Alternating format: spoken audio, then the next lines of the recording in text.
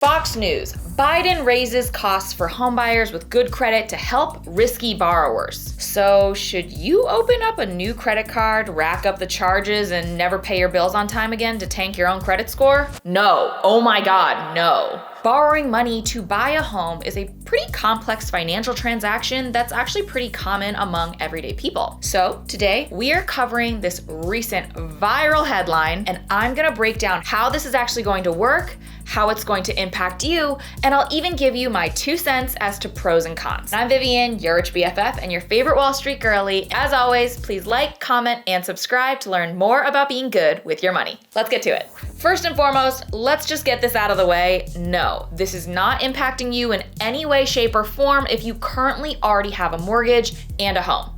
This is only going to impact people applying for new mortgages. So how is it going to affect these people?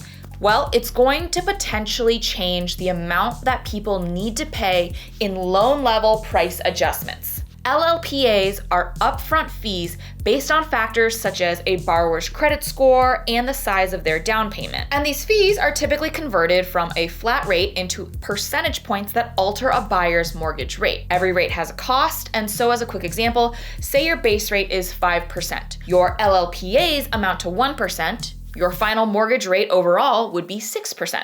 If you were to take a higher base rate, your LLPAs would likely be lower, and if you wanted a lower base rate, your LLPAs would likely be higher.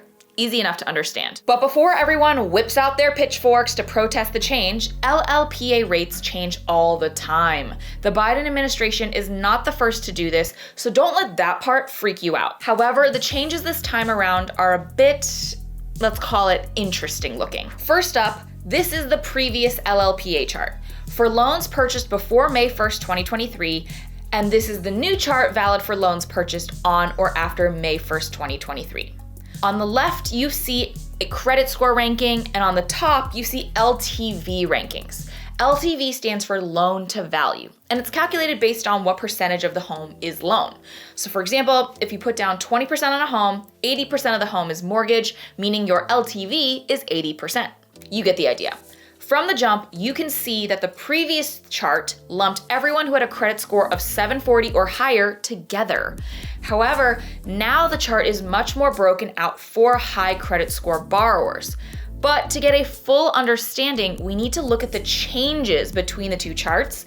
And fortunately, there is an easy heat map available to see exactly how the chart changed. And as you'll notice, this heat map is telling us 2 important things. First off, people who have lower credit scores will comparatively pay less in LLPA fees, while people with higher credit scores will pay more comparatively in LLPA fees going forward. And 2, people who put down smaller down payments will comparatively pay less in LLPA fees, while people who put down more, up to around 25%, will pay more comparatively in LLPA fees going forward.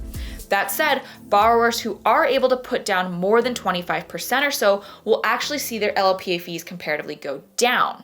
I keep saying the word comparatively because across the board, someone with a lower score will still pay more in LLPA fees as well as on their mortgage rate overall than someone with a higher score. But the changes have narrowed the gap between fees paid by folks with lower scores versus people with higher scores. And while I'm typically a big supporter of narrowing the fee gap between the haves and the have-nots, this change does make me pretty worried for a few reasons. 1, while I understand the hope behind this change was to make home buying more accessible to lower and middle income borrowers, credit score isn't always indicative of income. Though there often is a correlation, people with lower credit scores are not always people who have less money, and on the flip side, people with higher credit scores are not always people with more money. Credit scores are a determinant of credit worthiness, aka how likely you are to be able to pay back debt. And certainly, don't get me wrong, they are not perfect. It is not a good system, it is very much flawed, and candidly, it's pretty dumb. But it's kind of the only one we have right now to get a pulse on whether or not someone has been known to pay back money they owe. And for me, punishing people who have worked really hard to have high credit scores, even if just relatively or comparatively, it doesn't seem fair. And frankly, it doesn't seem that smart either, because onto my second point, regardless of what your credit score is, the new LLPA chart incentivizes people to put down as little as humanly possible on their home if they can't afford to put down 30 or more %. As you'll notice, it particularly and specifically penalizes people who put down around 20%, which historically has been the gold standard of what you should be putting down on a home. This means borrowers would be taking on significantly more leverage, and at today's interest rates, that could mean exceptionally high monthly payments and taking on a large amount of debt that compounds rather quickly. There's a reason why we say getting levered to the tits is a bad thing. And 3, this change was meant to make housing more affordable. But spoofing demand for homes at the lower end of the market among less reputable borrowers could drive those prices up more in the short term. And even worse, if those high-risk borrowers were to default on their loans, the neighborhoods that they choose to buy in could see property values fall due to irresponsible lending practices. This is all to say, personally, I think there are better ways to make home buying more affordable and accessible to lower and middle income families that don't necessarily need to penalize highly creditworthy borrowers. In the pursuit of making housing more equitable, we actually might be creating a less equitable policy. Those are my 2 cents, take it or leave it, but I am curious about your thoughts on these new changes. Let me know what you think in the comments, and as always, thank you for watching, and make sure to like and subscribe for more money and finance content. See you later, besties.